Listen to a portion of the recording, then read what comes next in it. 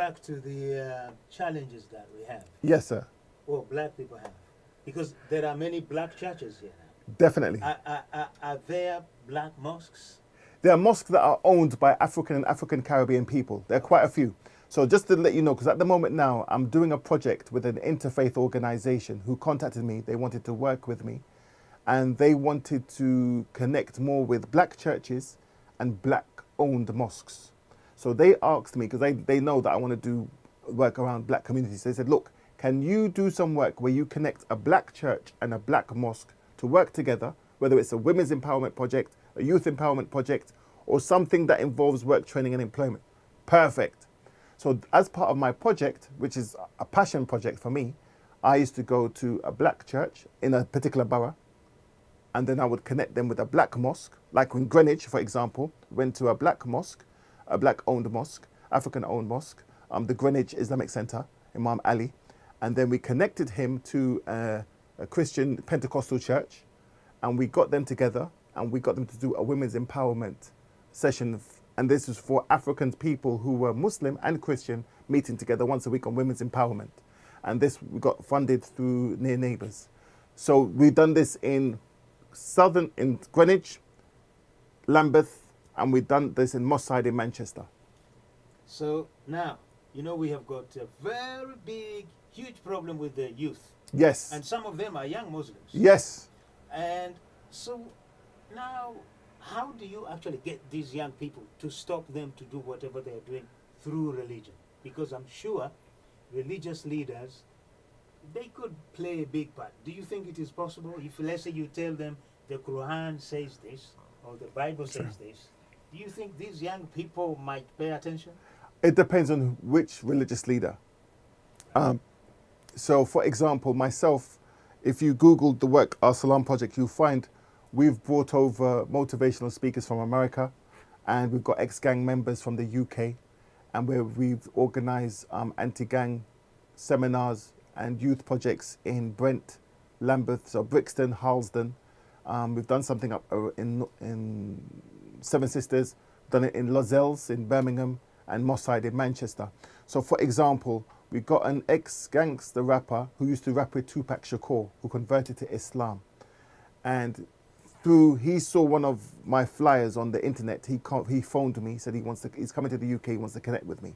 I thought it was a joke. I hung up the phone a few times, and he said, no, it's really me. Right, so anyway, so he came down. So he said, look, he's converted to Islam, but he's seen a lot of the people who are converting to Islam still doing gangbanging, basically.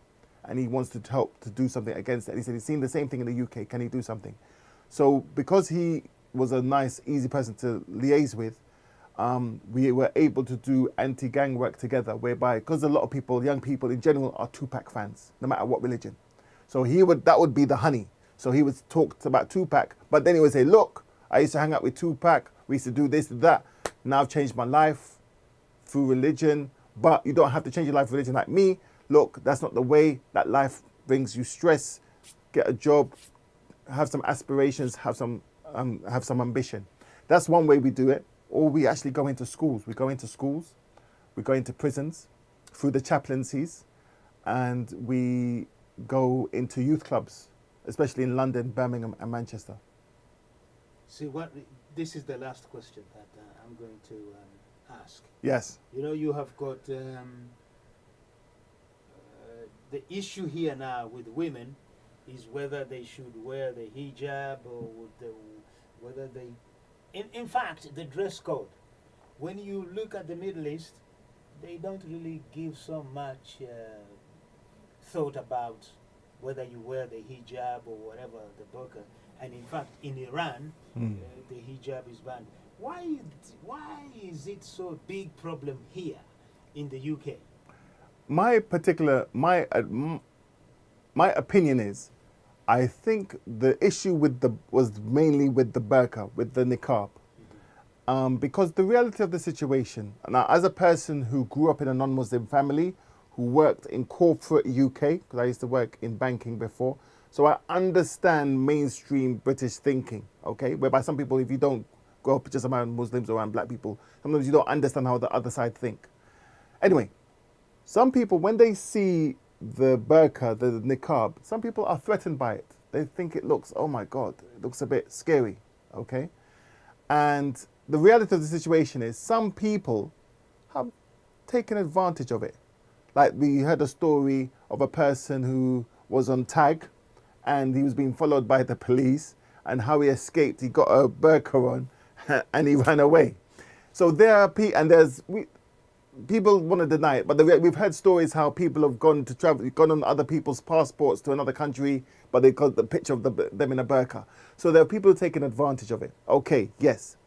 Now, what it is among Muslims, just like Christianity, Muslims don't want to admit it, but it's truth. There are different school of thoughts, different opinions. Among Muslims ourselves, there's debates. Some Muslims are against it.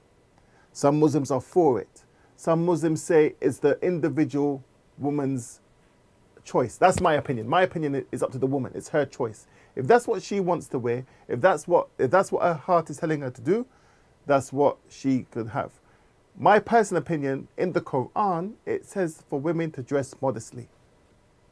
And that is left to interpretation. This is it. Yeah, this is it. This is it. This is it. So this is modest dress. Because saying that, like, this is my experience, and many of my Muslim brothers are going to disagree with me, but truth is truth. I've met women who don't dress modestly, but have impeccable manners, who give their service to their community and to mankind, and who are kind, warm, they feed the poor, and they're lovely, okay? So, and these are people who they might, if they dress and they go around certain religious people, the religious people like this, oh my gosh, she's dressing like a Spice Girl with a bikini top. But these are people that I've met. And for example, I used to do some work in a prison, and there was a woman who worked in the prison. She's a Muslim, but she never used to wear the veil. Okay, but there were other Muslim women with the veils that used to work. The woman without the veil, she used to work overtime in helping many young, this is an Asian woman I have to say as well, Asian Kenyan lady, your East African sister, yeah? She used to put in overtime work to help young black boys in prison, to stay away from gang crime, stay away from extremism, stay away from ignorance, making sure that they helping them to get grants to start up businesses, helping them to get jobs. There was a boy who couldn't come out to his mum and dad's house because some people looking to kill him when he got released from prison. They asked me to put it, I never wanted to be in my house. My wife said, no way. This woman is Asian woman who never wear a veil. He could stay with me. And she put that person in her house. And I was thinking, this woman is crazy. So it's open to interpretation. Yeah. Okay, now we're going to round up. Yes. Black in Islam. Yes, sir. So what other messages can you tell general Muslims, whether they are Arabs, whether they are Asians or whatever? What is the best way for you guys to come together? What it is, the reality is, I'm trying to make this as short as possible, but I have to give the overview. Yeah. What happened is, when many of us black people were already in Islam, because black people have been in Islam in Africa from day one. Arabia, as we know it today, is northeast Africa, separated by a man called Ditch, by the Suez Canal. So we know Arabia is northeast Africa, okay, without a doubt, okay? So African people have been in Islam since day one. The first hijrah, the first immigration was from Mecca to Abyssinia, which is northeast Africa as well. So African people have been in Islam since day one.